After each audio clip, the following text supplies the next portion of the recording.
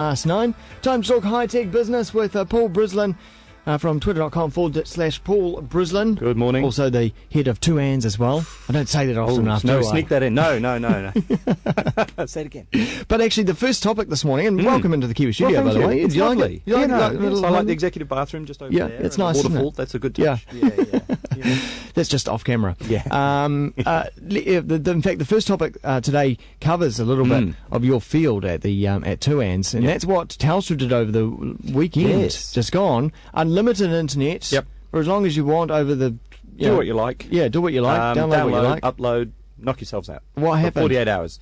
It got a little bit busy. Yeah. Yeah. It got a wee bit congested, and there were a lot of people taking to social media, howling with outrage. On Friday evening. Yeah, it started straight away. So now I'm not sure why they ran this experiment. I don't know if it was a marketing campaign gone horribly wrong or whether there was some technical reason for it. Quite often with these things, you'd think there's some logical, technical reason in the background that they were can't testing build, something, doing something, or seeing switching capacity something or over, yeah. But as a capacity speed test, it was a bit of a nightmare because customers just found themselves unable to do a lot of stuff. International capacity was affected, national capacity was affected. It really did start to cause a lot of trouble. Telstra has their own fibre in certain parts of the country, like in do. Christchurch and Wellington. Yeah. But in other areas, don't they rely on telecoms equipment? They do, and that, like all the other wholesale receivers, the retail providers, they rely on another company's network, and they have to buy capacity on it. And I think that is in large part where the congestion lay. So, but wouldn't Telecom go to them? Oh, hang on, Yep. you're saying this on? to your customers. Yeah. Actually, our equipment can't even cope with this either. Well, the equipment can. It's just a matter of paying more. All right. So, my 100 gigabytes per second of capacity isn't enough. I need a terabyte. Yeah. Sure, here's the bill. That clearly is something. When you talk about capacity, is that data at the time or data in total over a certain amount of time? I don't know how they manage this sort of thing. Whether it's certainly not based on speed, the way we think about it as consumers. It's sold to the retailers in quite a different form, right, to what they sell to us. And that quite often leads to this kind of congestion. So if it's averaged over a whole day, if you think about the normal pattern for a consumer-heavy user, you might use it a little bit in the morning, not at all during the day, and then quite a bit at night. So the peak hours, there's a kind of U-shape during the day.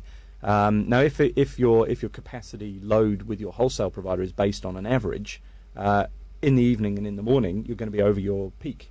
But in the daytime, nobody's using it at all. Yeah. So you need a good mix of customers. So you've got good business customers in the daytime to bring the average up. And they're using it in the daytime, but not in the evenings. Or you've got slowly the capacity can creep up. A good BitTorrent customer who just uses it 24/7. Wouldn't that be useful, you see? We'll just even it out all day long, you see. And then you can watch it whenever you like. So that is the big issue. And they did run into trouble, so much so that their international capacity, they on-sell capacity to other ISPs, and they were affected as well. Oh, which they is were causing a lot of trouble. Because I was worried. I was thinking, because I'm with Allcon and Home, and I was thinking, and I'm on Telecom Exchange. I was thinking, no, maybe I'm going to be affected. You're going to be impacted. It seemed to be okay, so that's bad news when it spills over to other ISPs. Well, it certainly shouldn't have done that. Yeah. So I don't know what learnings Telstra Clear have got from it. Clearly, there's a demand, but the idea that you can announce a 48-hour free-for-all and then expect to see anything like what your normal demand levels would be is quite difficult. Some worry on social media that they will now use this as an excuse to say, well, data caps are obviously a good idea. Oh, got to have them. Yeah. No, I don't think so. I think Telstra Clear of all the ISPs, whenever I've spoken to them, they're very keen on things like video on demand, being able to provide content for customers. They have their issues. They don't peer terribly well with the other ISPs, which means they don't hand over data locally. Yeah. You get a lot of odd side effects from that. But generally speaking, they're very keen on being able to deliver content to customers, and I think this is all just a lot of overhead that they don't want to do. Do you think Telstra Clear will be receiving a whole swag load of copyright notices over the next few? Well, there's a question, isn't it? It depends on how many Rihanna fans use Telstra Clear, that's right, really, doesn't it? Yes, yeah. But that's one of the big uses of this stuff. People want to watch video on demand, and without it, do you really need 100 megabits a second, and do you really need a terabyte of data a month? Without the legal alternatives. Actually, just talking about content, announced this week, Sky and TVNZ, the new Igloo. Or is it Igloo? It depends whether you're an I fan or I not. So it's basically Sky Lite. It is. It is 11 channels of the worthy stuff: documentaries, news, BBC, Animal Planet, yeah, Discovery, plus your Freeview stuff. That's right. Prepay at around about $25 a month. Sure. And you don't have to pay every month. There's no sort of set term. The box comes in just under $200 apparently. But so there's no storage on it, is there? storage. So you cannot do what everybody does with Sky these days, which is sit there and say, that show that's on at 3 o'clock in the morning looks really interesting. I shall record it and watch it later. No, can't do that. It's also standard definition, not high definition. Okay. So that's a bit of an issue. But Even it does though give you it's terrestrial, access. it's not satellite. That's right, that's right. So the stuff that is free to air in high definition will be screened in high definition, as I understand it, but the rest of it is all going to be in standard def. Right. So for $25 a month, it's plus you've got to buy the box, so it's a couple of $100 up front. I don't think that's well pitched. I think if you're poor and you're already torrenting, you're not going to change because of this. And if you're poor and thinking you quite like Sky for the sport, well, maybe you'll switch. But also because the content isn't there. I asked about, say, because they're going to have some TV on demand, movies on demand. Yep. It looks like it's just the normal Sky fare that they already provide on the iSky. Right. You're not going to be able to download Soho content, HBO content. Right. So that's a bit of a mistake, because that clearly is what people are after. And it's good that they're trying these things. My concern is that you've got the country's biggest pay TV provider in bed with the country's biggest free-to-air provider, and nobody's actually asking about that nasty old word about monopoly. And is this abuse of market position? Somebody should be having a look at that, because that says to me that, in effect, they're tying up the future of television with one almighty thump, and we'll get one provider for everything. And I don't think that's a very good thing at all. We've seen what that's like elsewhere. You need to have competition to drive demand and to drive prices. And unfortunately, I don't think that's going to happen here.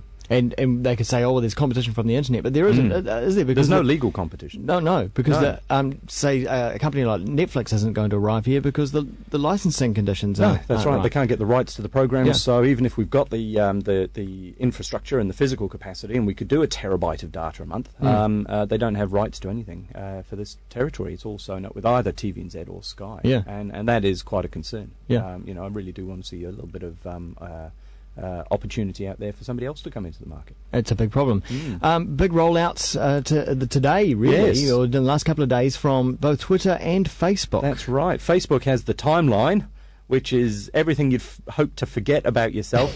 Back in 2007. I'm one of my biggest fans, and I don't care that much about what I used to do. Yeah.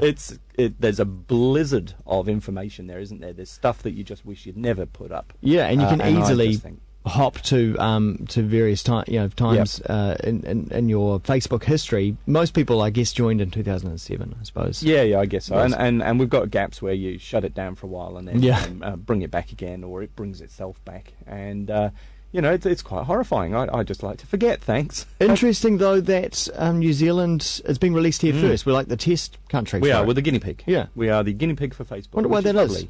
I think they got bored with itchy butt Kansas and decided that New Zealand's a good mature market. We'll try it out there first and see what's what.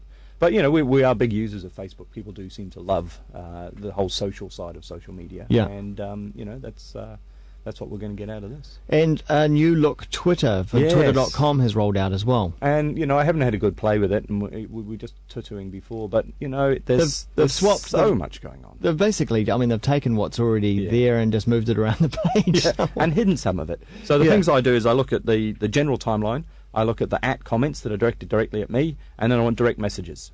So they should be 1, 2, 3, that's 3 clicks.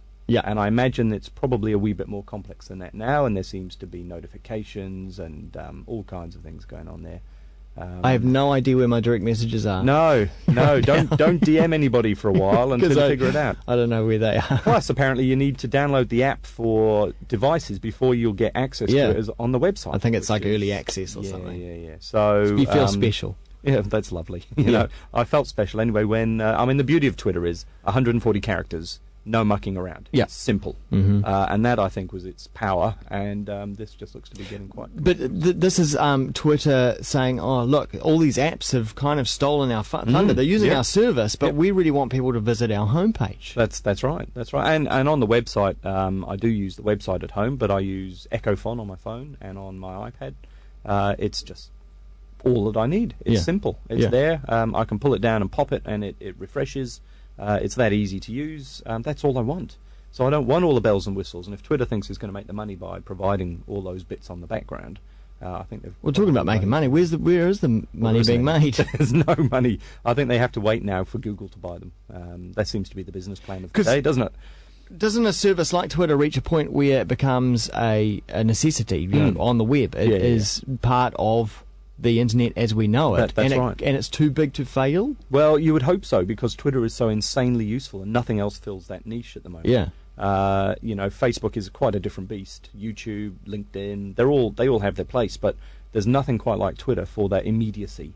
And one of my favourite XKCD cartoons is people on Twitter finding out about the earthquake before the earthquake actually hits them, because Twitter stream moves a lot faster than an earthquake. Sadly, of course, Twitter users don't actually run and hide. What they do is they tweet everybody, "Oh yes, I can see the earthquake coming." Crunch. Which is, par for the course. But that news feed, as a news junkie, there's nothing like it. It's mainstreaming news, and it is mainlining news, and that is there's nothing like it. Yeah. If they stuff that up, then there's trouble, and we'll have to reinvent the wheel. But, All right, well, we've been talking with Paul Brislen about the week's tech news. You can continue the conversation with him on twitter.com/Paul Brislen. Thanks very much, Paul.